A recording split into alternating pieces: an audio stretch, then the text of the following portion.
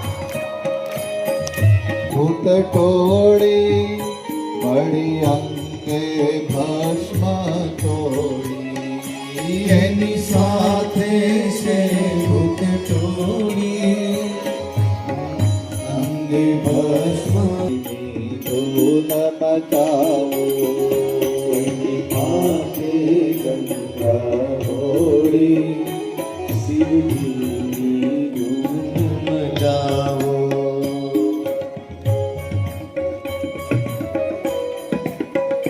हर हर बोले, हर हर शंभो. जय कोटेश्वर, जय रामेश्वर, जय तड़केश्वर.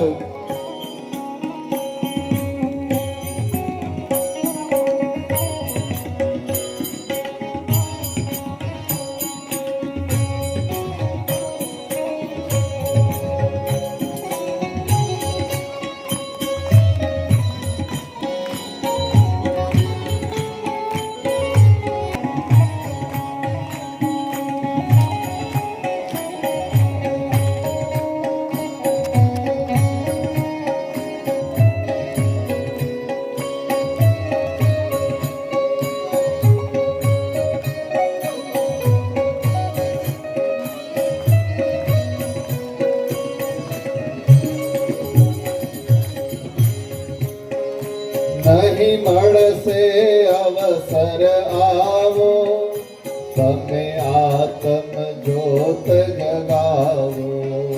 નહીં મળશે અવસર આવો, આત્મ જ્યોત જગાવો. એને અગર ચંદનથી વધાવો, શિવજીની ધૂન મચાવો.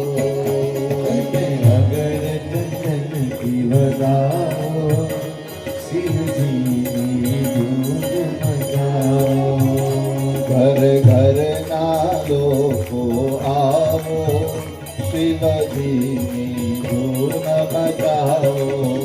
ઘર ઘર ના લોકો આવો, શિવજીની ધૂન મચાવો. ઘર ઘર ના લોકો આવો, શંભુની ધૂન મચાવો. ઘર ઘર ના લોકો આવો, શંભુની ધૂન મચાવો. શિવજીની ધૂન મચાવો. શિવજીની ધૂન મચાવો. શંભુની ધૂન મચાવો. શંભુની ધૂન. ત્યારબાદ શિવ પુરાણની અંદર પીપલાદની કથા આવી છે. વૃત્તાસુર નામનો દૈત્ય દેવતાઓને ખૂબ હેરાન કરે, દેવતાઓને પરેશાન કરે છે. એટલે બધા દેવતાઓ ભગવાનની પાસે જાય, બ્રહ્માજીને કહે કે હવે શું કરીએ. અને એ સમયે બ્રહ્માજીએ કીધું છે કે તમે દધીચી મુનિની પાસે જાઓ અને દધીચી મુનિના જે હાડકા છે એ વજ્રના છે, જેની કથા જ્યારે આપણે ત્રીજા દિવસે સતી જે યજ્ઞની અંદર હોમા દિવસે દધીચી મુનિના હાડકા વજ્રના કેવી રીતે થયા એની કથા એ દિવસે આવી ગઈ છે. જેણે ધ્યાનથી સાંભળી હશે એને ખબર હશે. એટલે બ્રહ્માજીએ કીધું કે હે દેવતાઓ, દધીચી મુનિના હાડકા એ વજ્રના છે અને તમે દધીચી મુનિ પાસે એમના હાડકા માંગો અને એ હાડકાનું એક સુંદર શસ્ત્ર બનાવો અને એ શસ્ત્ર વડે તમે દૈત્યોને મારો. એટલે બધા દેવતાઓ દધીચી મુનિની પાસે આવે છે. દધીચી મુનિને પ્રાર્થના કરે કે હે મુનિ, હે ઋષિ, તમારી પાસે એક માંગણી કરીએ છીએ કે તમારા હાડકા અમને આપો. અને એ સમયે દધીચી મુનિ પોતાનું શરીર ત્યાં ક્ષીણ કરી નાખે અને દેવતાઓના કહેવાથી દેવતાઓના ઉદ્ધાર માટે પોતાના હાડકાનું દાન કરે છે. અને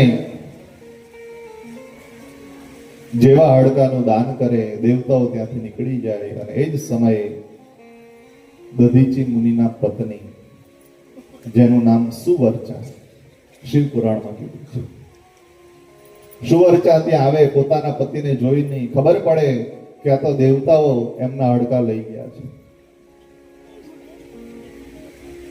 એટલે સુવર્ચા ખૂબ દુઃખી થાય છે, દેવતાઓ પર ખૂબ ગુસ્સો કરે છે કે મારા પતિનો જીવ લીધો તમે, મારા પતિ વગર હવે હું શું કરું? એટલે સુવર્ચા વિચાર કરે કે જો મારા પતિ ન હોય તો પછી મારે અહીં રહીને કંઈ કામ નથી.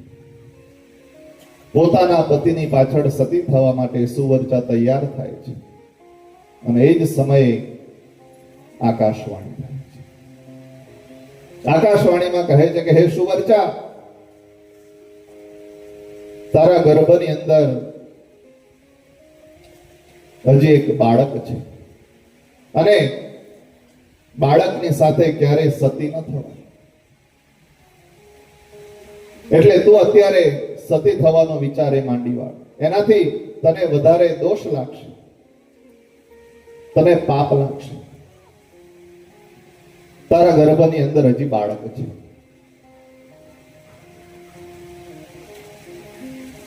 પણ સુવર્ચા કઈ માનતી નથી.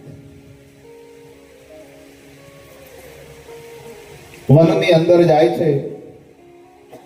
પીપળાના ઝાડની નીચે એક પથ્થર લે અને પથ્થરથી પોતાના પેટને ચીરી નાખે છે. જે બાળક હોય એને બહાર કાઢે, પીપળાના વૃક્ષની નીચે મૂકે અને સુવર્ચા એ પોતાના શરીરને ત્યાં ત્યાગી દે છે. પોતાના પતિની પાછળ એ સતી થઈ.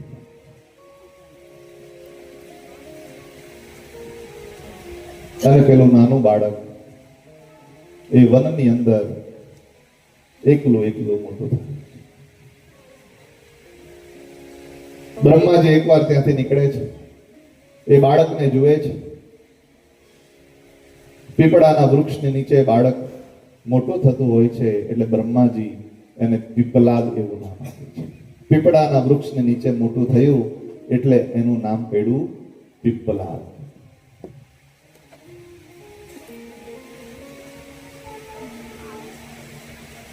એ પીપલાદ થોડો મોટો થયો એટલે એને ભગવાન શિવનું તપ કર્યું. ભગવાન શિવનું તપ કરીને પૂછ્યું કે હે ભગવાન શિવ,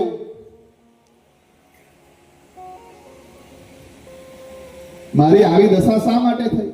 મારે શા માટે એકલાએ મોટો થવું પડ્યું? અને એ સમયે ભગવાન શિવે કીધું છે કે શનિનો પ્રકોપ તારી પર હતો, શનિની મહાદશા બેઠી હતી, માટે તારે તારા જીવનની અંદર આ દુઃખ સહન કરવા પડ્યા છે. જન્મતાની સાથે જ તારામાં આ દુઃખ આવ્યું છે, શનિના પ્રકોપને લીધે. અને એ સમયે પીપલાદે શનિ મહારાજને ત્યાં બોલાવ્યા છે અને શનિ મહારાજની પર ખૂબ ગુસ્સો કરે છે અને શનિ મહારાજને ત્યાં બાળવા માટે અગ્નિ પ્રજ્વલિત કરે છે. અને શનિ મહારાજનો એક પગ બળાઈ જાય ત્યાં સુધી અગ્નિ ચાલુ રહે છે અને પછી ભગવાન આવીને કહે છે કે હે પીપલાદ, હવે તું રહેવા. સૂર્ય ભગવાન ત્યાં આવી જાય છે કે આ તો મારો પુત્ર છે, હવે તું આટલો પ્રકોપ ન કર. અને એમના કહેવાથી પીપલાદ ત્યાં શાંત બને છે. અને પછી પીપલાદ ભગવાનને કહે છે કે ભગવાન, મેં તો જીવનમાં ખૂબ દુઃખ વેઠ્યું છે. નાની ઉંમરની અંદર મને શનિનો પ્રભાવ નડ્યો છે, પણ તમે મને વરદાન આપો કે જ્યાં સુધી કોઈ બાળક જન્મે અને જ્યાં સુધી એ બાળક 16 વર્ષનું ન થાય, યુવા અવસ્થા ન થાય, ત્યાં સુધી શનિનો પ્રભાવ કોઈ પણ મનુષ્યની અંદર, કોઈ પણ બાળકની અંદર શનિનો પ્રભાવ કામ ન લાગે. અને આ વરદાન ભગવાને આપ્યું છે. અને એટલા માટે આજે પણ કોઈ પણ વ્યક્તિ જન્મે અને જ્યાં સુધી 16 વર્ષનું ન થાય ત્યાં સુધી એનામાં શનિનો કોઈ પ્રભાવ કામ લાગતો નથી. અને શનિ મહારાજ 1.5 પગના થયા છે. આગળ જ્યારે ગણપતિની કથા આવી ત્યારે પણ શનિ 1.5 પગના થયા અને આજે પણ આ કથાની અંદર પણ શનિ 1.5 પગના થયા છે. ત્યારે પણ કીધું તો આજે પણ કહી દઉં, એટલા માટે શનિની દશા એ 7.5 વર્ષની લાગે છે. કારણ કે શનિ 1.5 પગનો ગ્રહ છે. એક સ્થાનમાંથી બીજા સ્થાન પર ખસતા એને વાર લાગે છે.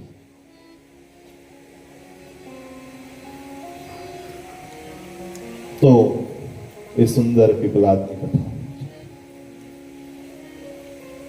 ત્યારબાદ શિવ પુરાણની અંદર વિષ્ણુ ભગવાને ભગવાન શિવને પ્રસન્ન કર્યા છે એની કથા છે.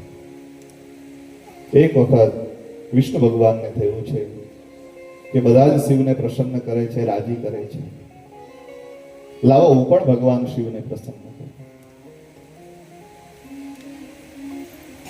તળાવ કિનારે જાય છે, 1000 પુષ્પ કમળના લે છે અને ભગવાન શિવનું એક નામ લેતા જાય, એક કમળનું પુષ્પ ભગવાનને ચડાવતા જાય. એક નામ લેતા જાય, એક પુષ્પ ચડાવતા જાય, એક નામ લેતા જાય, એક પુષ્પ ચડાવતા. અને ભગવાન શિવ વિચાર કરે કે લાવ પરીક્ષા કરે. મિત્રો, પરીક્ષા હંમેશા જે ભગવાનનો ભક્ત હોય ને એની જ થાય છે. અને ભગવાનનો ભક્ત કોણ હોય ખબર? જે સમજદાર માણસ હોય ને એ જ ભગવાનનો ભક્ત હોય. અને તમે સમાજની અંદર જોયું હશે કે જે સમજદાર માણસ હોય ને એ જ વધારે દુઃખી હોય. બાકી તો બેફિકર થઈને ફરતા હોય એને કાંઈ ફરક નથી. એ તો જે સમજદાર હોય, જેનામાં ભગવાનની ભક્તિ પડી હોય, જેનામાં જ્ઞાન પડ્યું હોય, એ વ્યક્તિ સમજદાર કહેવાય. અને ભગવાન હંમેશા એની જ પરીક્ષા લે છે.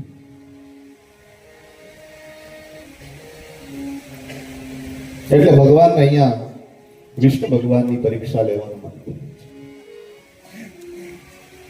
જે કમળના પુષ્પ હતા એમાંથી ભગવાન શિવે યુક્તિ કરી અને એક કમળનું પુષ્પ, એક ફૂલ ઓછું કરી નાખ્યું. વિષ્ણુ ભગવાને 999 ફૂલ ચડાવી દીધા અને જ્યાં ભગવાન શિવનું છેલ્લું નામ લે અને જ્યાં પુષ્પ લેવા જાય ત્યાં કમળનું પુષ્પ હોય. એટલે વિષ્ણુ ભગવાન ચિંતા કરે કે આ તો શિવને રાજી કરવા માટે પૂજા કરે અને આ તો મારી પૂજા અધૂરી રહેવા. ભગવાન શિવ નારાજ થઈ જશે. અને પૂજાની અંદર બેઠા શિવની પૂજા હંમેશા અખંડ હોય છે. અખંડ એટલે કે શિવની પૂજા કરતા હો ત્યારે ઊભા ન થાવ તો સારું. એટલે વિષ્ણુ ભગવાન તે ઊભા પણ નથી થવા. અને જ્યારે પૂજા કરો ત્યારે માયા પણ કોઈ કામ લાગતી નથી. બાકી આ તો વિષ્ણુ ભગવાન છે, વિચાર કરે લાવો અહીંયા એક ફૂલ આવી જાય એટલે તરત આવી જાય. પણ જ્યારે પૂજામાં બેસે ત્યારે માયા પણ કામ લાગતી. વિષ્ણુ ભગવાન વિચાર કરે કે હવે શું કરું, શું કરું. ખૂબ વિચાર કરે અને ત્યારે વિષ્ણુ ભગવાનને યાદ આવે કે જ્યારે મારા ભક્તો મારું નામ લે, મને યાદ કરે, મારી પૂજા કરે, ત્યારે એક શ્લોક અવશ્ય બોલે છે, શાંતાકારમ ભુજગ શયનમ પદ્મનાભમ સુરેશમ વિશ્વાધારમ ગગન સદૃશમ મેઘવર્ણમ શુભાંગમ લક્ષ્મીકાંતમ કમલનયનમ યોગ વિદ્યાન ગમ્યમ વંદે વિષ્ણુ ભવભયહરમ સર્વલોકૈકનાથમ. કયો શ્લોક? શાંતાકારમ ભુજગ શયનમ પદ્મનાભમ સુરેશમ વિશ્વાધારમ ગગન સદૃશમ મેઘવર્ણમ શુભાંગમ લક્ષ્મીકાંતમ કમલનયનમ. ભગવાન વિચાર કરે કે જ્યારે મારા ભક્તો સ્તુતિ કરે ત્યારે કહે છે કે લક્ષ્મીકાંતમ, હે વિષ્ણુ ભગવાન તમે તો લક્ષ્મીજીના પતિ છો, પણ કેવા? કમલનયનમ, કમળ જેવી આંખો વાળા. અને વિષ્ણુ ભગવાન વિચાર કરે કે જો મારી આંખ જ કમળ જેવી હોય તો પછી પુષ્પ શા માટે ચડાવવું? લાવ મારી આંખ જ ભગવાનને ચડાવી દઉં. આવો વિચાર કરી વિષ્ણુ ભગવાન જ્યાં પોતાની આંખ કાઢી અને ભગવાનના લિંગ ઉપર, શિવની ઉપર ચડાવવા માટે જાય અને એ જ સમયે ભગવાન શિવ ત્યાંથી પ્રસન્ન થાય છે, શિવનો પ્રાદુર્ભાવ થાય છે.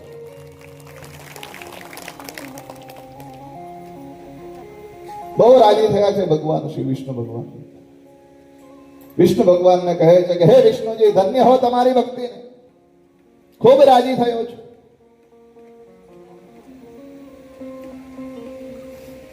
અને પછી ભગવાને, વિષ્ણુ ભગવાનને ખૂબ આશીર્વાદ આપ્યા. આંખ તો પાછી ઠીક કરી જ આપી, પણ એ સમયે શંકર ભગવાન વિષ્ણુ ભગવાનને એક ચક્ર ભેટમાં આપ્યું છે. અને એ ચક્ર વિષ્ણુ ભગવાન સતત પોતાની પાસે રાખે છે. અને એ ચક્રનું નામ છે સુદર્શન ચક્ર. એ સુદર્શન ચક્ર વિષ્ણુ ભગવાનને ભગવાન શિવ દ્વારા પ્રાપ્ત થયું.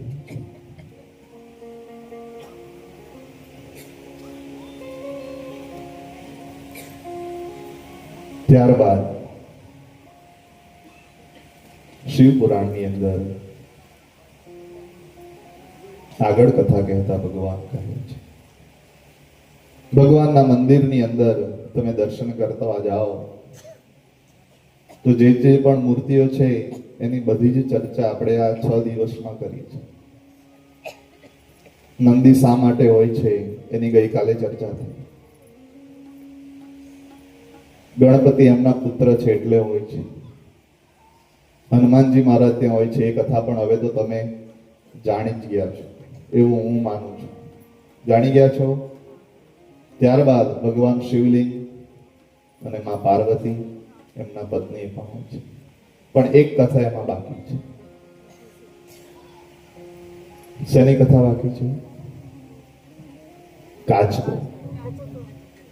બરાબર. જેવા જાઓ એટલે કાચબો અને નંદી પહેલા આપણને. એ કાચબો શા માટે છે? કોઈને થયો પ્રશ્ન?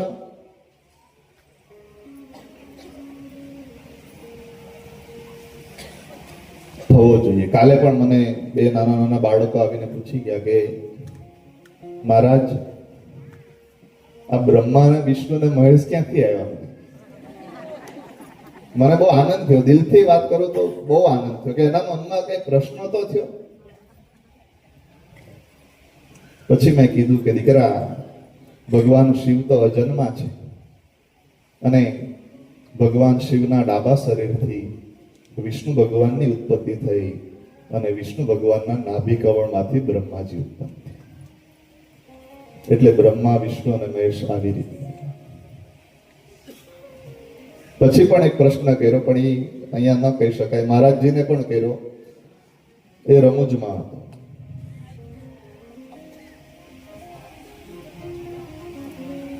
તો કાચબો શા માટે મંદિરમાં હોય છે?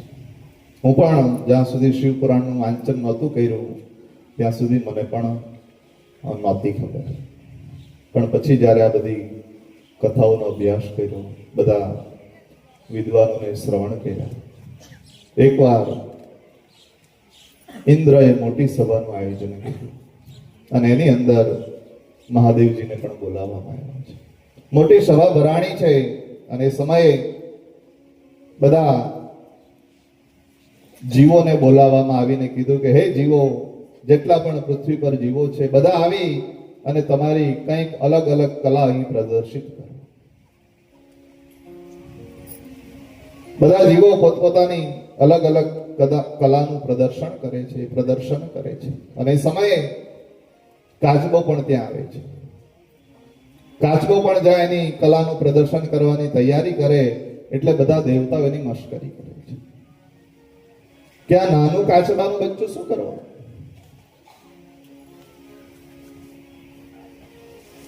મિત્રો જે નાના હોય ને એની બધા બહુ મજાક ઉડાવે, પણ આ નાનો આ મોટો એવો ખ્યાલ જગતનો ખોટો. આ નાનો આ મોટો એવો ખ્યાલ જગતનો ખોટો. ખારા જળનો દરિયો ભર્યો અને મીઠા જળનો લોટો. તરસ્યા ને તો દરિયા કરતા લોટો લાગે. દરિયા કિનારે જાઓ,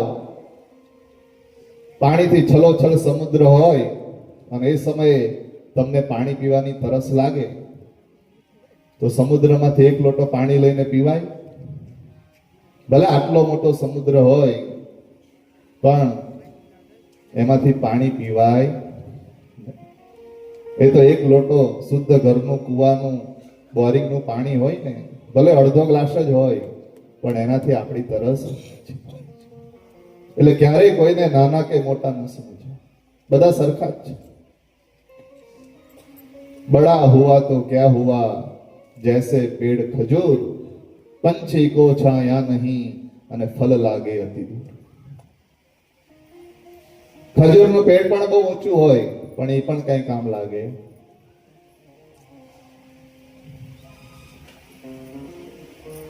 પણ આ તો મોટા હોય એટલે એને મોટા કહેવા પડે.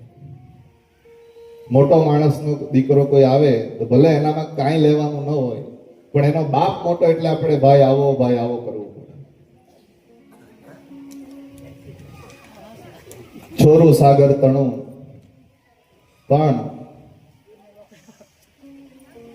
એનો બાપ મોટો. છોરું સાગર તણું તેહને કારણે લાગે સાવ ખારું, છતાંય કહેવું પડે મીઠું. અને મીઠું સમજી દૂધ પાકમાં નાખશો તો ગમશે ન દૂધ, લાગશે ખારું. એ તો સાગરનું છોકરું એટલે ખારું છે છતાંય મીઠું કહેવું પડે. બાકી મીઠું જરાય મીઠું છે ખરું? સાવ ખારું. પણ એનો બાપ મોટો, સમુદ્રનો દીકરો, એટલે આપણે એને મીઠું કહીએ. પણ આજે કાચબાની બધા મજાક ઉડાવે કે આ નાનું કાચબાનું બચ્ચું શું કરવા. બધા મજાક ઉડાવવા મળ્યા છતાં પણ કાચબો ન માન્યો એટલે બધા હાહાકાર કરી અને કાચબાને મારવા માટે દોડે છે. અને એ સમયે કાચબો પોતાની બધી ઇન્દ્રિયોને પોતાના શરીરની અંદર ઢાંકી દે છે, ચારેય પગ અને મોઢું. અને એ સમયે ભગવાન શિવ એ સભામાં હાજર હોય છે. એટલે ભગવાન શિવ બધા દેવતાઓને ઠપકો આપે છે, ક્રોધ કરે છે બધાની ઉપર અને કહે છે કે દેવતાઓ શું કરવા બેઠા છો તમે? હું આનો સ્વીકાર કરીશ. જેમ નંદીનું સ્થાન મારા મંદિરની અંદર હશે એવી જ રીતે કાચબાને પણ સ્થાન આપીશ. ભગવાન શિવે આવું કીધું છે એટલે કાચબાને પણ એ મંદિરની અંદર સ્થાન. જેમ કોઈ દુઃખ આવે, તકલીફ આવે અને કાચબો પોતાની બધી ઇન્દ્રિયોને પોતાના શરીરની અંદર સંકોરી લે છે, ટાંકી લે છે, એમ માણસની ઉપર પણ કદાચ તકલીફ આવે, પરેશાની આવે તો માણસે પોતાની ઇન્દ્રિયોને કાબુમાં રાખવી જોઈએ. આવો સંદેશો કાચબા દ્વારા મળે છે.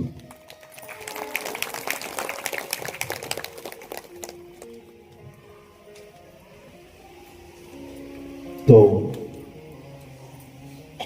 એ સુંદર કાચબાનો મહિમા બતાવવામાં આવ્યો છે.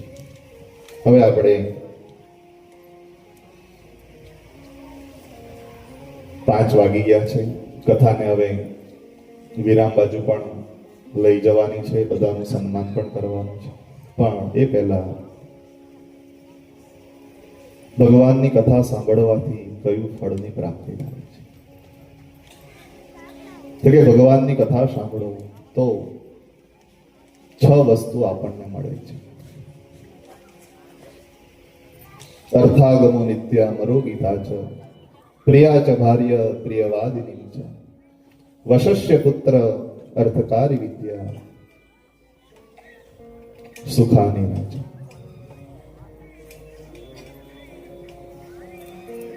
ભગવાનની કથા સાંભળવાથી રોગ વગરનું શરીર મળે છે, પ્રથમ. અને અર્થાગમો રોજ આપણી આવકમાં વધારો થાય છે. ભગવાનની કથા સાંભળવાનો ફળ છે. અર્થાગમો નિત્ય રોજ આવકમાં વધારો થાય. અને મરોગીતા છે રોગ વગરનું શરીર મળે છે. અને આપણી ગુજરાતીમાં બહુ સારી કહેવત છે, પહેલું સુખ તે જાતિ. શરીર સારું હોય એ જીવનનું પહેલું સુખ છે. અને ભગવાનની કૃપા હોય તો જ મળે છે. એટલે શરીર પર બહુ અભિમાન ન કરવું. અને એટલે જ કવિઓ કહે છે, સાને કરે તો રૂપ ના રખો પા, સાને કરે તો રૂપ ના રખો પા, સાન કરે તો રૂપ ના રખો પા, સાને કરે તો રૂપ ના રખો પા. એક દિન રોડાઈ જાહેલા માનવી, હલને આપણે રાખનાર મકડા. એક દિન રોડાઈ જાહેલા માનવી, આપણે રાખનાર મકડા. આપણે રાખનાર મકડા, આપણે રાખનાર મકડા.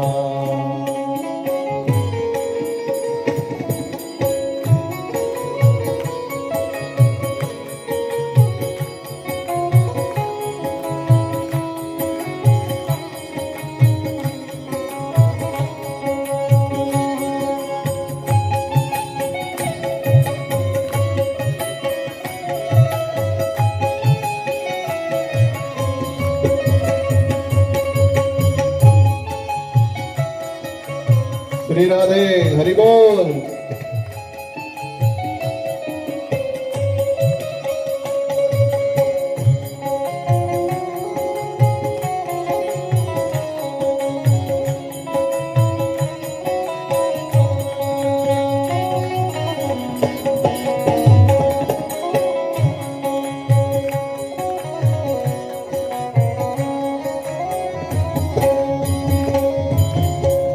ફાલ્યો ને ફૂલ્યો તો બનના જોરમાં, ફાલ્યો ને ફૂલ્યો તો બનના જોરમાં, ફાલ્યો ને ફૂલ્યો તો બનના જોરમાં, ફાલ્યો ને ફૂલ્યો તો બનના જોરમાં. ધડકણના વાયરા વાહેલા માનવી, આપણે રાખનાર મકડા. ગડબડના વાયરા વાહે ઓલા માનવી, આપણે રાખનાર મકડા. આપણે રાખનાર મકડા, આપણે રાખનાર મકડા. એટલે ભગવાનની કથા સાંભળવાથી અર્થોગમ નિત્યા મરો ગીતા છે પ્રિયા ચ ભાર્ય પ્રિયવાદિની છે. ભગવાનની કથા સાંભળવાથી સારી પત્ની મળે છે. પતિ પત્નીનું દાંપત્ય જીવનની સુખી એ ભગવાનની કથાથી પ્રાપ્તિ થાય છે. બાકી એક મિત્ર એના મિત્રની ઘરે ગઈને કીધું કે ભાઈ લગ્નને 17 વર્ષ થઈ ગયા પણ આમ એકેય દિવસ પત્ની સાથે જામ્યું નહીં. રોજ કઈ ને કઈ વાતે કંકાસ ઝઘડો ચાલ્યા જ કરે છે. ત્યારે એના મિત્રએ સલાહ આપી કે ભાઈ તું આજે તારી ઘરે જા ને તો તારી પત્નીના રસોઈના વખાણ કરજે. ભલે તને ભાવે કે ન ભાવે, બસ તું વખાણ કરજે એટલે તારું સુધરી જશે. એટલે પેલા મિત્રનું કહેવું માની પોતાની ઘરે આવ્યો, સાંજે જમવાનું ચાલુ કર્યું અને વખાણ ચાલુ કર્યા કે વાહ શું શાક બનાવ્યું છે, શું રોટલી બનાવી છે, શું કેરીનો રસ બનાવ્યો છે. બહુ વખાણ કર્યા. અને એ સમયે પેલી પત્ની બોલી કે 17 વર્ષથી તમને પરણીને આવી છું, રોજ તમને સારું સારું ખવડાવું ત્યારે કોઈ દી વખાણ ન કર્યા, અને આજે હોટલમાંથી લઈને આવી ત્યારે વખાણ કરવા બેઠા. પાછો ઝઘડો હતું એમનું એમ.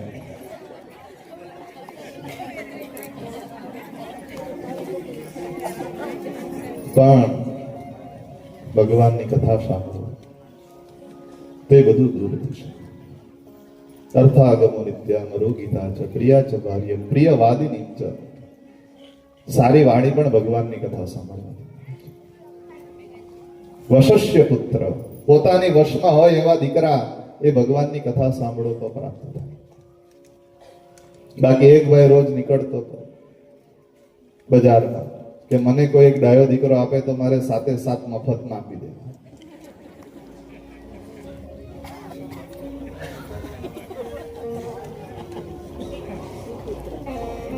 બે છોકરા સમુદ્ર કિનારે રમતા હતા ને એક ભાઈ નાતો હતો. એમાં બે દીકરા સાથે પેલા દાદા આવેલા હતા, એ ત્યાં બેઠા હતા. એમાં પેલા જે ભાઈ નાતો હતો એને પેલા દાદાને કીધું કે દાદા આ તમારા બચ્ચાને સંભાળો, મારું જે બૂટ છે એમાં એ રેતી ભરે છે. ત્યારે પેલા એ કીધું કે જે બૂટમાં રેતી ભરે ને એ તો મારો ભાણેજ છે, મારો દીકરો તો જો તારી બેગમાં પાણી ભરે. આવા પાણીમાં તાપ કરે એવા દીકરાની જરૂર, પણ જે પરિવારના સંસ્કારને આગળ લઈ જાય એવા દીકરાઓની જરૂર છે. વશસ્ય પુત્ર, પોતાની વશમાં હોય, પોતાના પરિવારના સંસ્કારને આગળ રાખીને ચાલે એવા દીકરાની જરૂર છે. અને અર્થકારી વિદ્યા, ભગવાનની કથા સાંભળો તો સારી વિદ્યા મળે. તો આ બધું ભગવાનની કથા સાંભળવાથી પ્રાપ્ત થાય છે. અને હવે કથાને આપણે વિરામની બાજુ લઈ જઈએ. 7 દિવસથી તમારી સામે ભગવાનના ગુણગાન ગાવાનો જીવનમાં પ્રથમ વખત મોકો મળ્યો, અને સાચું કહું તો તમે મને લાભ આપ્યો.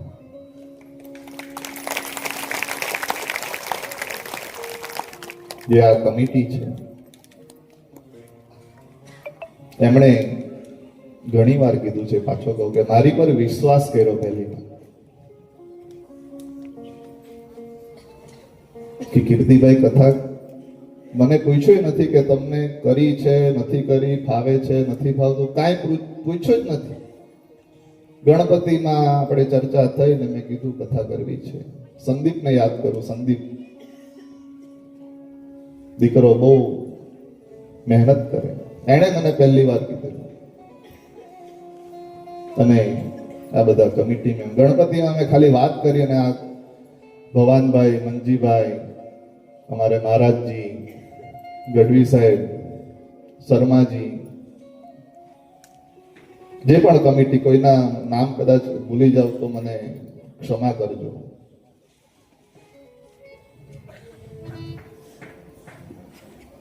એમણે મારી પર વિશ્વાસ કર્યો કે કીર્તિભાઈ કઈ નહીં, આપણે કથા કરશું. પછી કથાના આયોજનની એ સમયે થોડી ચર્ચા થઈ, એટલે મેં કીધું થઈ જશે બધું, એવું લાગે તો બહારથી કઈ લઈ આવશું, અને ત્યારે કમિટી વાળાએ મને કીધું નહીં, આપણે સોસાયટીમાંથી જ કરવાનું છે.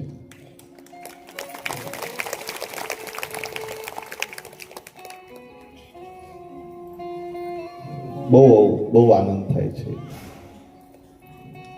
કે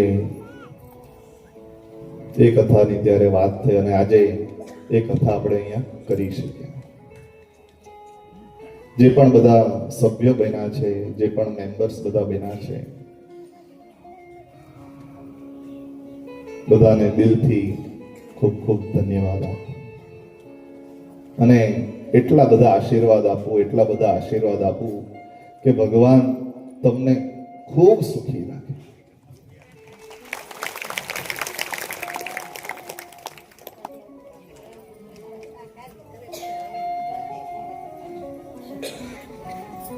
અને સૌથી મોટો આભાર તો જે તમે બધા રોજ કથા સાંભળવા આવ્યા એનો છે કે તમે આટલી મોટી સંખ્યામાં દરરોજ ઉપસ્થિત રહ્યા છો. એના માટે દિલથી તમને ખૂબ ખૂબ શુભેચ્છા, ખૂબ ખૂબ આશીર્વાદ અને મારો મહાદેવ તમારી બધી જ મનોકામના પૂર્ણ કરે.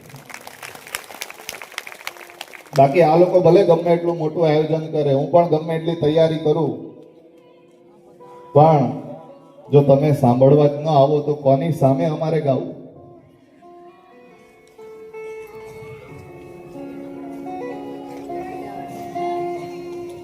રોજ આટલી મોટી સંખ્યામાં તમે પહેલા દિવસથી આવતા હતા.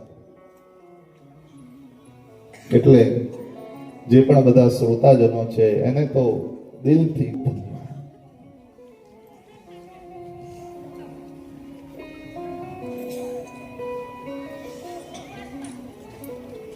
ગમે ના કોઈ કવન મારા તો મને માફ કરજો એક બાબતથી કે પ્રભુ જેવા પ્રભુના સર્જન ક્યાં બધા મજાના છે. ભગવાને આ દુનિયા બનાવી તો ક્યાંક ક્યાંક આપણે ભગવાનની પણ ભૂલો કાઢીએ છીએ કે ભગવાને આમ કર્યું એની કરતા આમ કર્યું હોત તો આપણે તો માણસો છીએ. અમારાથી પણ કદાચ બોલવામાં, કંઈ કહેવામાં, કંઈ દ્રષ્ટાંત આપવામાં, કંઈ ભગવાનની વાત કરવામાં કદાચ જાણતા અજાણતા કદાચ કંઈ ભૂલ થઈ ગઈ હશે. પણ તમે બધી જ વાતનો સ્વીકાર કર્યો અને રોજ મને કહે મહારાજ બહુ મજા આવી. કારણ કે પહેલી વાર કહું એટલે મારે થોડું જાણવું પડે કે શું છે, કેવું છે, સુધારો વધારો. પણ બધાએ બહુ આમ એટલો સરસ રિસ્પોન્સ આપ્યો.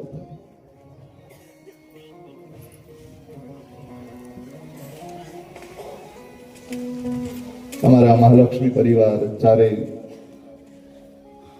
બંગલાવાળા, અમારે આ મરાઠી પાટે સાહેબ,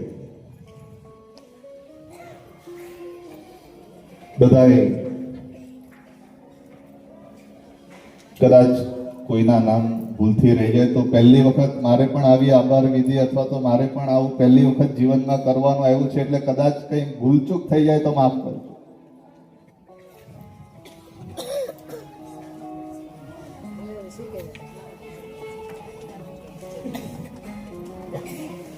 આજે દિલ ગદગદિત થઈ જાય છે.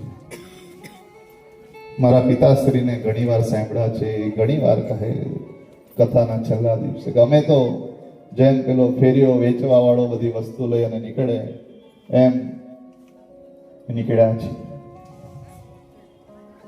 જે બધી વસ્તુ ગમે એ તમારી અને ન ગમે એ અમારી. પાછા પોટલું વાળી અને નીકળી પડશું બીજે ગામ, બીજી જગ્યાએ. પણ હું તો એમ કહું કે મારો તો આ પહેલી જ જગ્યા છે, માલ જ અહીંયા ખોલ્યો છે.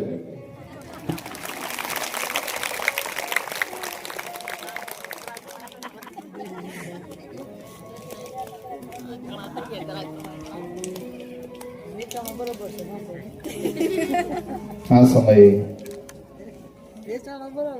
કથામાં પણ 2-3 વખત યાદ કર્યા. આજે છેલ્લો દિવસ છે એટલે પાછું જેને મેં ખૂબ સાંભળ્યા છે, જેને ખૂબ શ્રવણ કર્યા છે એવા ડૉક્ટર મહાદેવ પ્રસાદ મહેતા, જેને સાંભળી લખી વાંચીને જેની તૈયારી કરી છે, એને દિલથી ખૂબ ધન્યવાદ આપું છું. એમનો ખૂબ ખૂબ આભાર. પ્રથમ દિવસે જ્યારે કથાનો પ્રારંભ થવાનો હતો, આગલા દિવસે મેં ગૂગલ પરથી નંબર મેળવીને એમને ફોન કર્યો અને એમણે મને આશીર્વાદ આપ્યા. સુભાષ તપંતઃ, એટલે એમનો આભાર. મારા પિતાશ્રી પરમ પૂજ્ય રામશંકર શાસ્ત્રીજી, એમને આ તબક્કે ખૂબ ખૂબ નમસ્કાર કરું. મારા મોટા ભાઈ પરમ પૂજ્ય ભાવેશભાઈ ગુરુબંધુ, એમને પણ આ તબક્કે નમસ્કાર કરું, ખૂબ ખૂબ યાદ કરું. પંડિતજીએ 7 દિવસ પૂજા કરાવી, એમનો ખૂબ ખૂબ આભાર. સંગીતકાર મિત્રો જેણે રંગ રાખ્યો, વિપુલભાઈ, કાલિદાસભાઈ, દિનેશ અને અમારે સુજીતભાઈ, તમારો ખૂબ ખૂબ આભાર. એક જોરદાર તાળીઓ અમારા સંગીતકારો માટે. અમારે સાઉન્ડ વાળા ભાઈ, એમને પણ એક તાળીઓનો ગડગડાટ.